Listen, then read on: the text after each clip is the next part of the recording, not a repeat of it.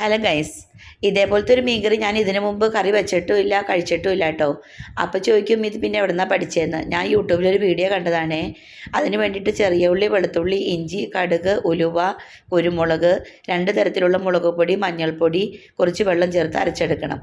ഇനി ഒരു ചട്ടി അടുപ്പത്ത് വെച്ചിട്ട് വെളിച്ചെണ്ണ ഒഴിച്ച് കുനു അരിഞ്ഞ സവാള, തക്കാളി, പച്ചമുളക്, കറിവേപ്പില, കറിക്ക് ആവശ്യത്തിനുള്ള ഉപ്പിട്ട് നല്ലപോലെ വഴറ്റിയതിലേക്ക് അരച്ച അരപ്പും കൂടി ചേർത്ത് നല്ലപോലെ മൂത്ത് കഴിയുമ്പോൾ കറിക്ക് ആവശ്യത്തിനുള്ള വെള്ളം കൂടി ചേർത്തതിന് ശേഷം തിളച്ച് വരുമ്പോൾ പുളിക്ക് പാകത്തിന് വിനാഗിരി ചേർത്ത് കൊടുക്കണം.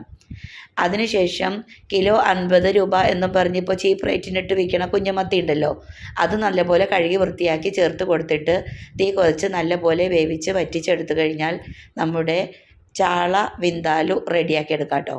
അപ്പോൾ എല്ലാവരും ട്രൈ ചെയ്ത് നോക്കണേ. പുതിയൊരു വീഡിയോയുമായിട്ട് വരുന്നത് വരേക്കും ബായ്.